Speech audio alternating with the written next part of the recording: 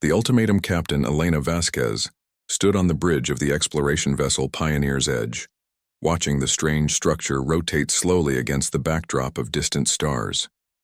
After 3 months of deep space surveying, her crew had discovered something that shouldn't exist this far from any known civilization. The object measured nearly 2 kilometers in length and appeared to be made of a crystalline material that pulsed with soft blue light. Elena had seen many alien artifacts during her 15 years of exploration, but nothing quite like this. The structure seemed ancient, yet perfectly preserved, as if time itself had forgotten to touch it.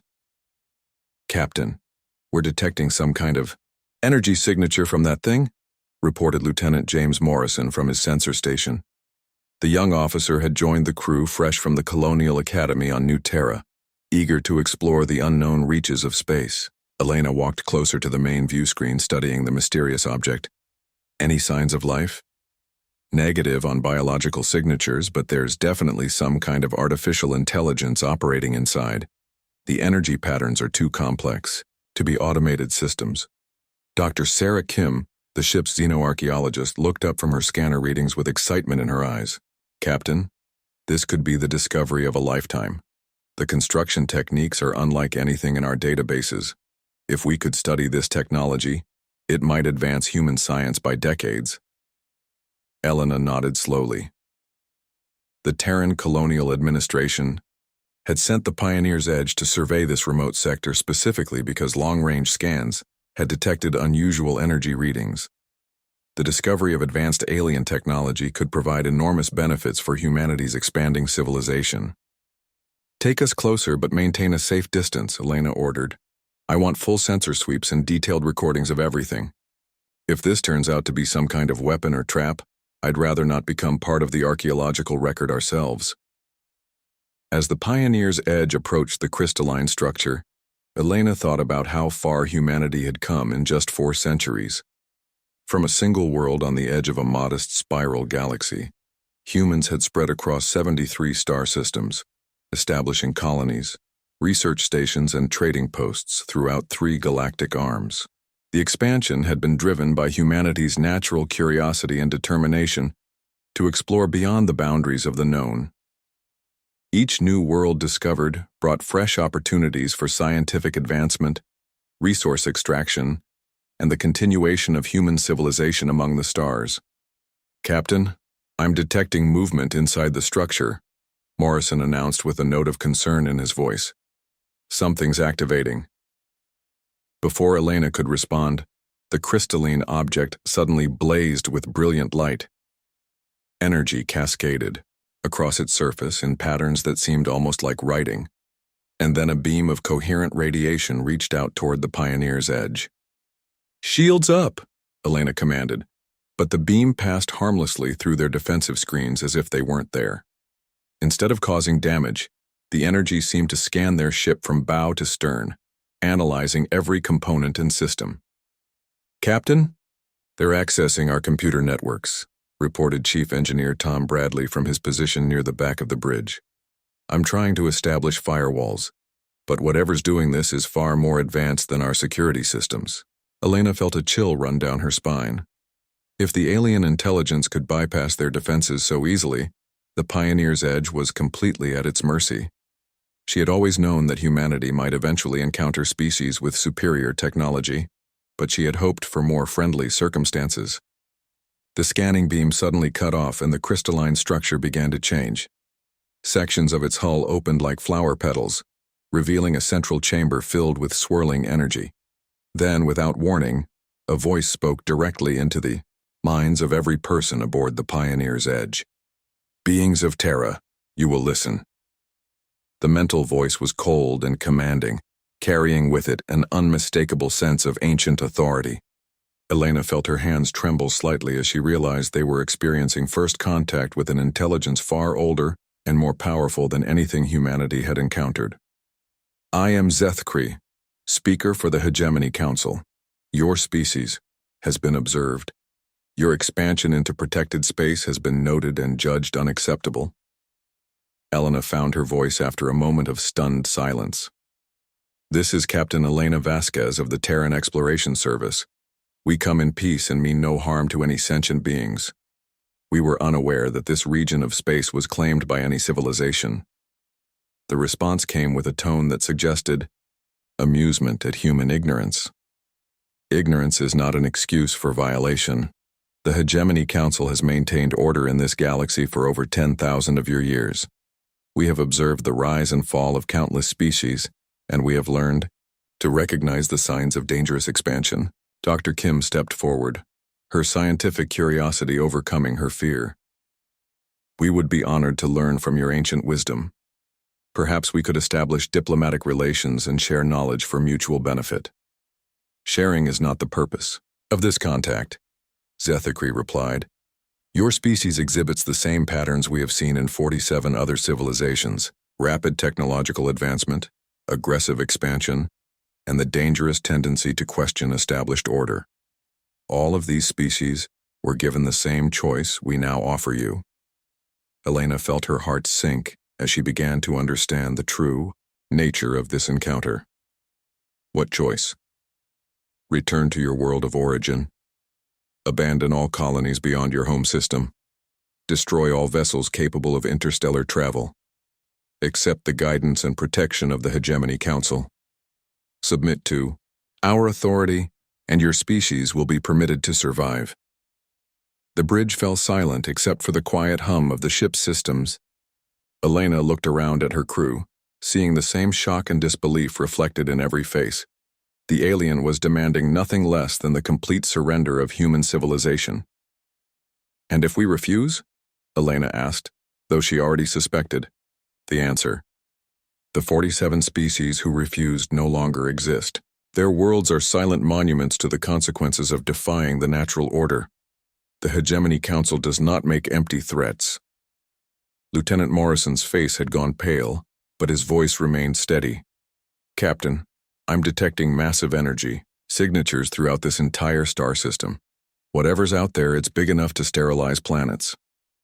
Elena realized that the crystalline structure was probably just an observation post, a single outpost of a civilization capable of destroying entire species. The weight of humanity's survival seemed to rest on her shoulders, and she struggled to find words that might save her people. How long do we have to consider your offer? She asked. You will return to your homeworld with our message. Your leaders will have 30 standard solar rotations to respond. If acceptance is not received by that time, the cleansing will begin. All human settlements will be eliminated, starting with the outermost colonies and progressing inward until only Terra remains. Then Terra itself will be judged. Dr. Kim spoke up again, desperation clear in her voice. Surely there must be some way to coexist peacefully. Humanity has much to offer the galaxy. Our scientific achievements, our cultural diversity, our willingness to explore and learn. Your achievements are meaningless compared to ours. Your culture is chaotic and unpredictable. Your exploration is nothing more than the spread of disorder through stable systems. The galaxy has no need for another ambitious species. Elena felt anger rising alongside her fear. Humanity had worked so hard to build something beautiful among the stars, establishing colonies where people could pursue their dreams and contribute to the greater good of their species. The thought of abandoning everything they had accomplished was almost unbearable. What about the people living on those worlds? She demanded. Millions of human beings who have built homes and lives on the colonies. They're not soldiers or conquerors. They're farmers, scientists, teachers, children. Do they deserve to die simply because they exist? Their fate is determined by the choice your species makes. Submit to the Council's authority, and they will be relocated to Terra. Refuse, and they will share the fate of all who oppose us. The decision is yours to make. Elena realized there was nothing more to be said. The alien had made their position perfectly clear, and further argument would be pointless.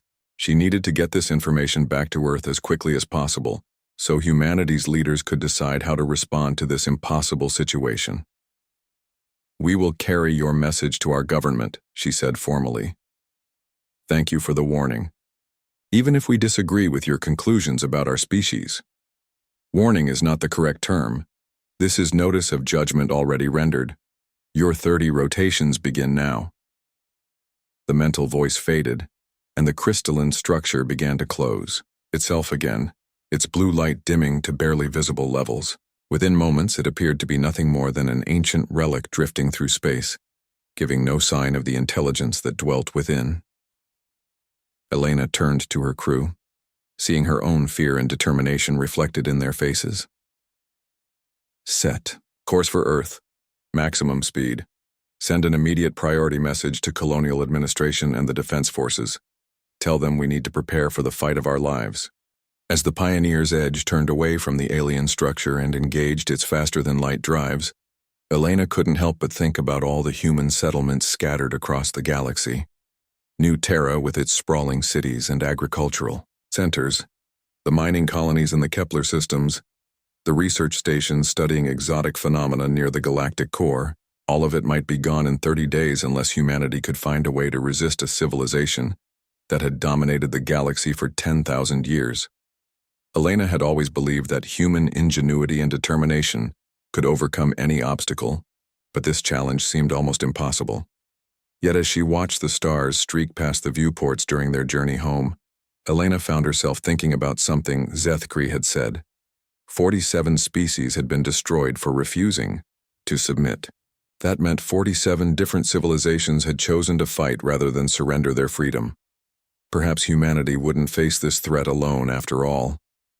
Somewhere among the stars, there might be others who remembered what it meant to be free and were willing to stand against tyranny no matter the cost. The real battle was about to begin.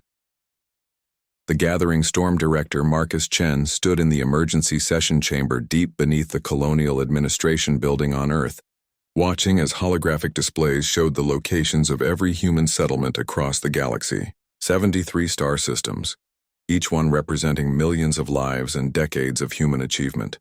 In 18 days, all of it might be reduced to ash and memory. The news from Captain Vasquez had arrived 3 days ago, and since then the greatest minds of humanity had been working around the clock to find some solution to their impossible situation. Military strategists, xenobiologists, physicists, and philosophers had all contributed their expertise, but the conclusion remained the same. Humanity faced an enemy so ancient and powerful that conventional resistance seemed futile. Admiral Sarah Knox entered the chamber, her face grim with exhaustion and determination. As the head of Terran Defense Forces, she had been coordinating with every colonial governor and fleet commander throughout human space, trying to prepare for a war that couldn't be won through traditional means. "What's the latest from the outer colonies?" Marcus asked, though he already suspected the answer from Sarah's expression. "Not a single world is willing to surrender," Sarah replied, taking her seat at the conference table. "The governor of New Terra sent a message that I think speaks for all of them. He said that his people didn't travel 23 light years from Earth just to crawl back home at the first sign of trouble." Marcus nodded, feeling a mixture of pride and despair. Human stubbornness had always been both their greatest strength and their most dangerous weakness. The same determination that had carried them to the stars might now lead to their complete destruction. Dr. Elena Rodriguez, the government's chief xenobiologist, looked up from her data tablets with something approaching hope in her eyes. "There might be another option. I've been analyzing the linguistic patterns in that alien's communication with Captain Vasquez, and I found something interesting." She activated a holographic display showing complex waveform patterns and translation matrices. When the entity, called Zethkri, mentioned the 47 destroyed species, there were subtle emotional resonances in the mental transmission: fear, regret, even guilt. "I don't think the Hegemony Council enjoys their role as galactic exterminators." Admiral Knox leaned forward with interest. "Are you suggesting they might be willing to negotiate?" "Not exactly," Elena replied. "But I think they might be vulnerable to the same thing that every tyrannical empire in human history has eventually faced: rebellion from within. If we could somehow contact other species that are currently under hegemony control, we might find potential allies." Marcus felt the first stirring of hope he had experienced since this crisis began. "Do we have any idea how to reach these other species? The hegemony has had 10,000 years to perfect their control systems." Captain Vasquez's voice suddenly filled the room as she joined the conference through quantum communication from her ship, which was now en route back to Earth. Actually, we might have a lead on that. During our encounter with the monitoring station, our sensors detected some unusual energy signatures from nearby systems. Dr. Kim thinks they might be communication beacons used by species that are trying to stay hidden from hegemony surveillance. Elena Rodriguez's eyes widened with excitement. If that's true, we could attempt to make contact, but it would be incredibly dangerous. Any ship we send would be operating in enemy territory with no backup and no guarantee of success. I volunteer, Elena Vasquez said immediately. The Pioneer's Edge is fast, well-equipped, and my crew has already proven they can handle first contact situations. Besides, we're probably the only humans who have actually communicated with a hegemony representative. Marcus considered the proposal carefully. Sending their best exploration vessel on what amounted to a suicide mission seemed like madness, but the alternative was certain extinction for all of humanity. Sometimes desperate situations required desperate measures. What about our defensive preparations? He asked Admiral Knox. Even if we manage to find allies, we still need to buy time for any resistance movement to organize. Sarah's expression grew even more serious. I've been working with our top military engineers to develop new weapons and tactics specifically designed to fight a technologically superior enemy.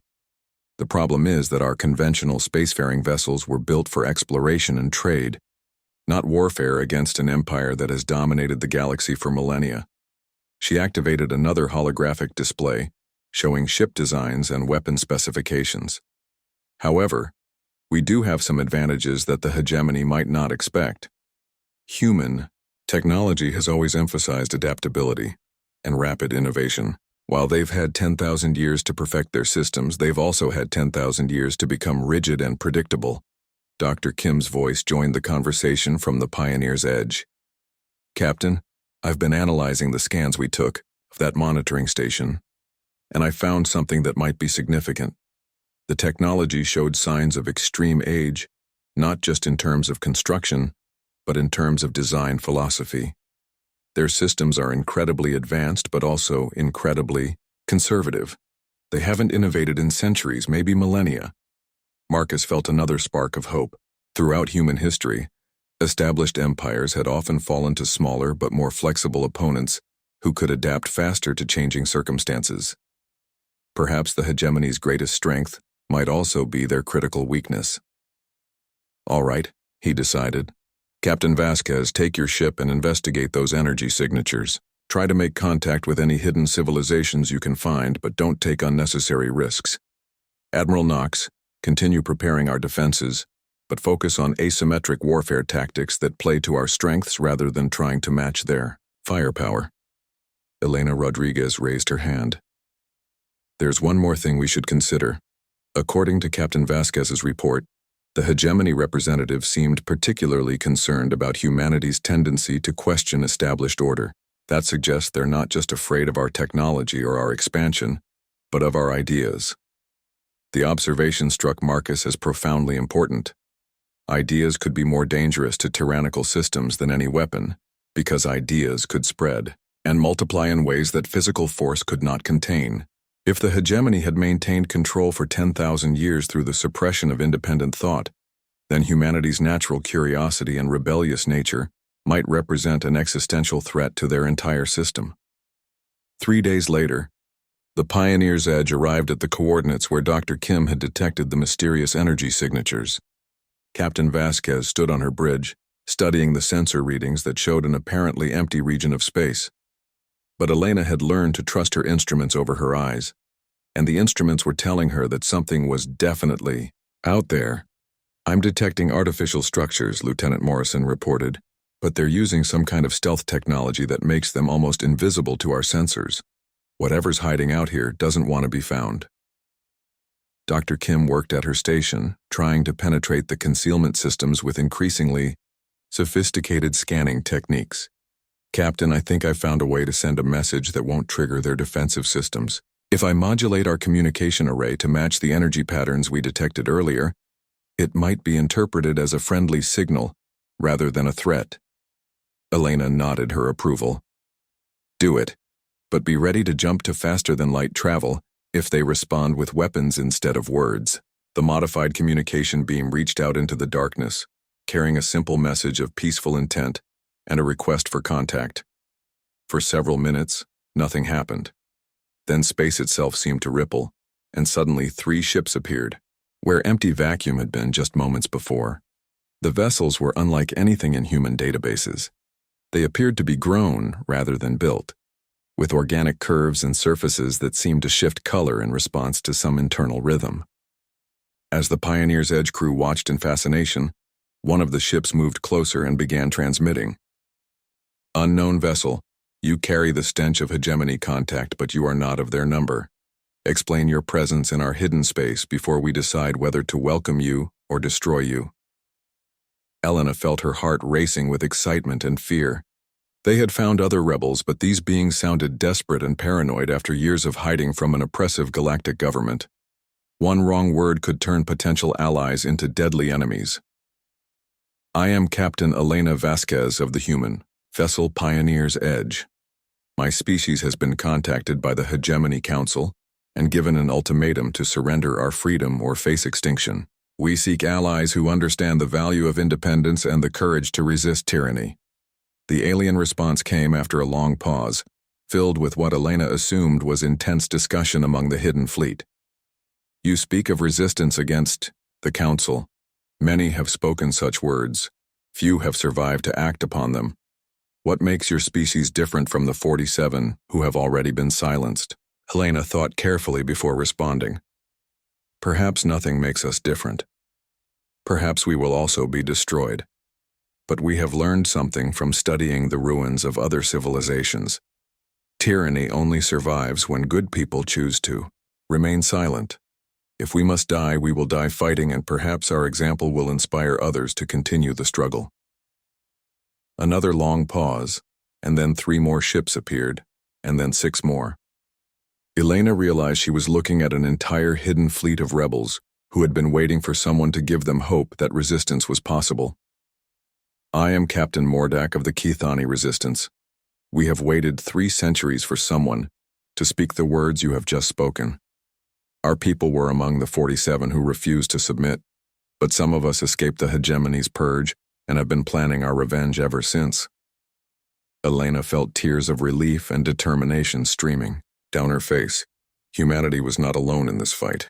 Somewhere among the stars, others had survived and were willing to stand against the darkness.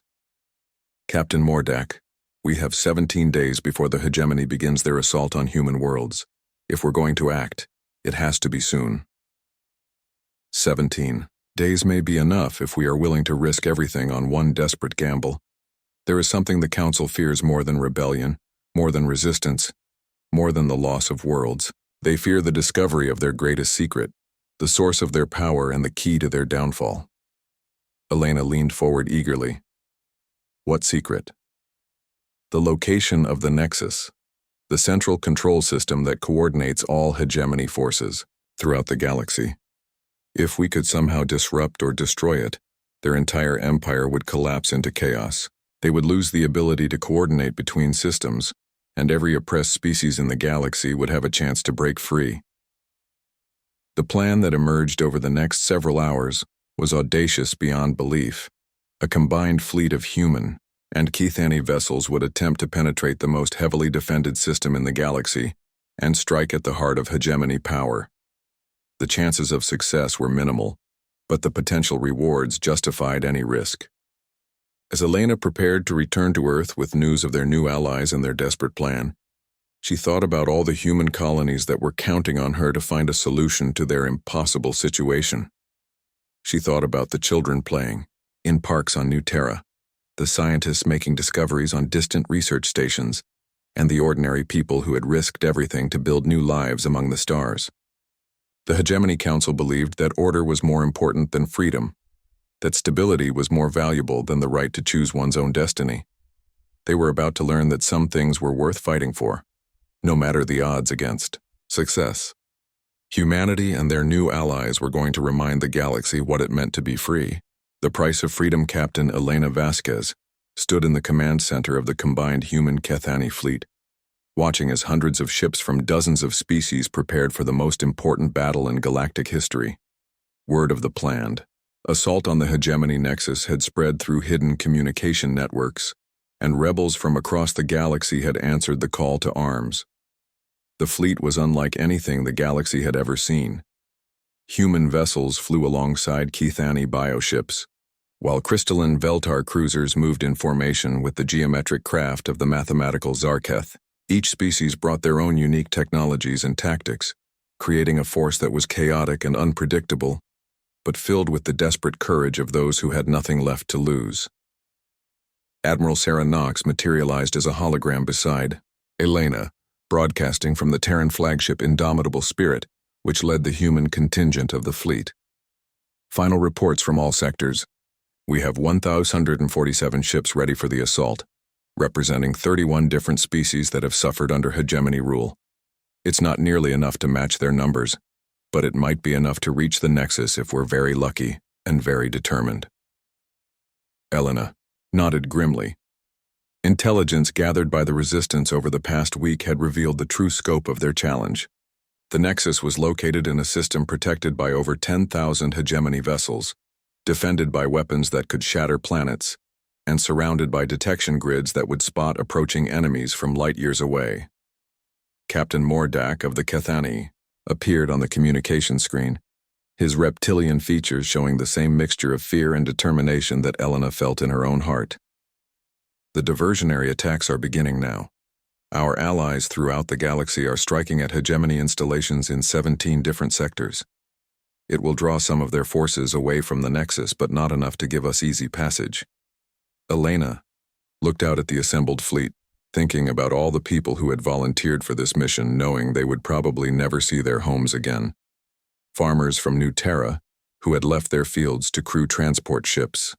Scientists from the outer research stations who had converted their laboratories into weapons platforms. Even children barely old enough to serve who had insisted on joining the fight for their future. All ships, this is Captain Vasquez, she announced over the fleet communication network. In 5 minutes, we will begin our approach to the hegemony Nexus. Many of us will not survive the next few hours, but those who do will have the chance to free every oppressed species in the galaxy and ensure that our children grow up in a universe where freedom is possible. She paused, thinking about the words that had been spoken by resistance leaders throughout history, when ordinary people were asked to do extraordinary things. We go into this battle not as conquerors seeking power, but as liberators fighting to restore the right of every sentient being to choose their own destiny.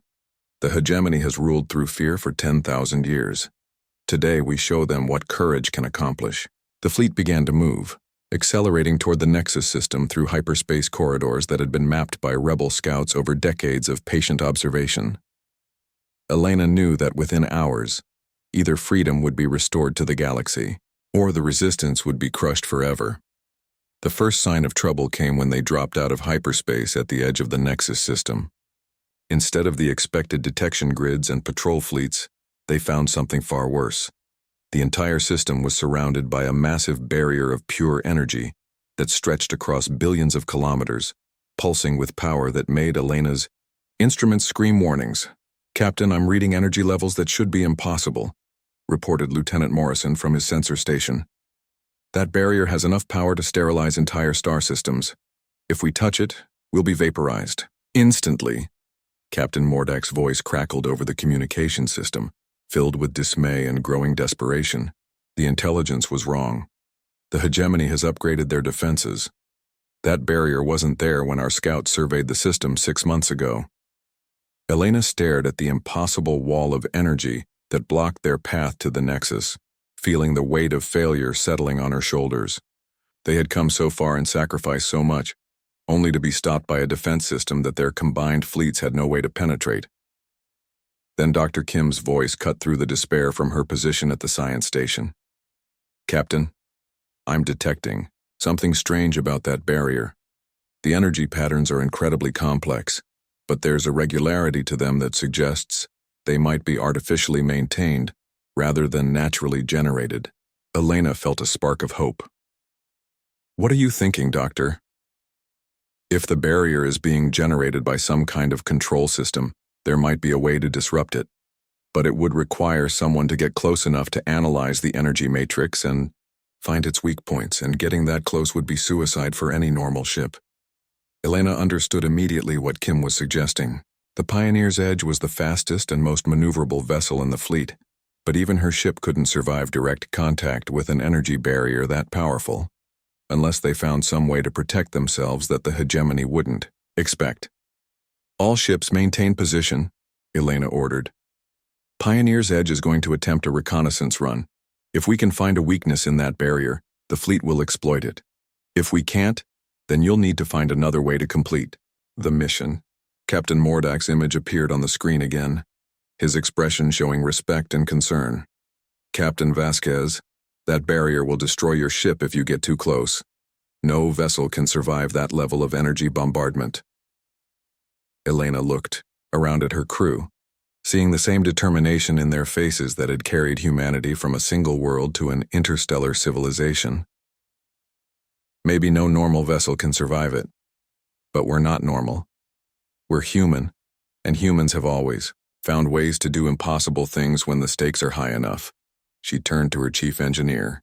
Tom, I need you to reroute all power from life support, artificial gravity, and non-essential systems to the shields. We're going to make this ship as resilient as possible for the next 30 minutes. As the Pioneer's Edge accelerated toward the energy barrier, Elena thought about all the moments in human history when ordinary people had been forced to make extraordinary choices. The explorers who had sailed into unknown oceans despite warnings of sea monsters. The scientists who had tested dangerous theories on themselves when no one else would volunteer. The soldiers who had charged into impossible battles because someone had to take the first step. The barrier grew larger and more terrifying as they approached, filling their viewports with swirling energy that seemed almost alive in its complexity and power. Elena could feel the heat building in the ship's hull as they drew closer to energies that could melt metal and vaporize atmosphere.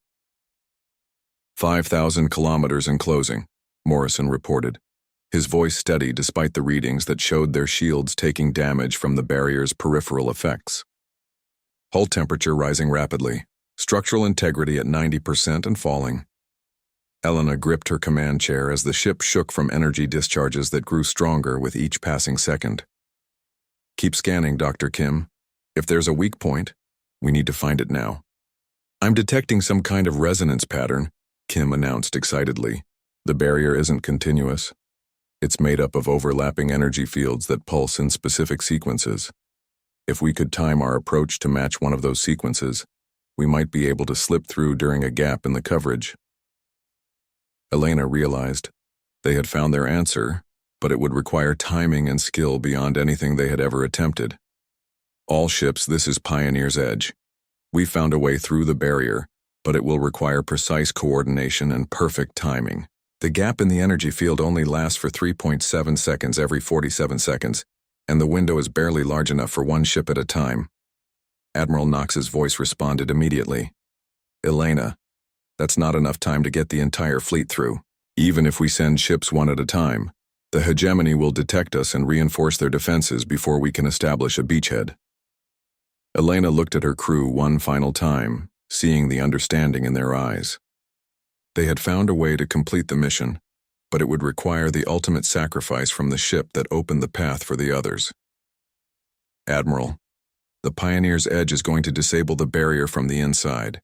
We'll set our ship to overload, its reactor core inside the barrier's generation chamber. The explosion should disrupt the entire defensive grid long enough for the fleet to reach the nexus.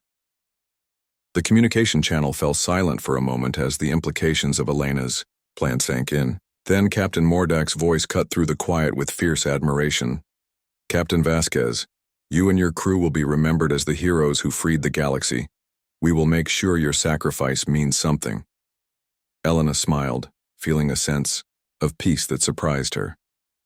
Just make sure the hegemony learns that freedom isn't something you can destroy with overwhelming force. It's an idea, and ideas are the most powerful weapons in the universe. The Pioneer's Edge accelerated toward the barrier gap, timing their approach to match the energy pulse sequence that Dr. Kim had identified. As they passed through the brief opening in the defensive field, Elena felt the ship's systems straining under the incredible energies that surrounded them. Inside the barrier, they found themselves in a vast space filled with massive generation stations that maintained the energy field through technologies beyond human understanding. Elena ordered her crew to abandon ship in the escape pods while she set the reactor to overload, knowing that someone had to stay behind to ensure the timing was perfect. As the explosion consumed the Pioneer's edge and sent cascading failures through the barrier generation system, Elena's final thought was of the children on New Terra who would grow up free to explore the stars without fear of ancient tyrannies. The energy barrier collapsed just as the combined fleet surged forward toward the Nexus, carrying with them the hopes and dreams of every oppressed species in the galaxy. The Battle of the Nexus lasted for 18 hours and changed the course of galactic history. Hegemony forces fought with the desperation of those who knew their 10,000-year empire was ending, while the Rebel Alliance attacked with the fury of those who had suffered too long under oppression. When the Nexus finally fell, its destruction sent shockwaves through every hegemony system in the galaxy. Without central coordination, their vast fleets found themselves isolated and vulnerable to local uprisings that had been waiting for this moment for centuries. Admiral Knox, now the leader of what would become the Galactic Liberation Council, stood in the ruins of the Nexus control chamber and activated a communication system that would carry her words to every world in known space. Citizens of the galaxy, the age of the hegemony has ended.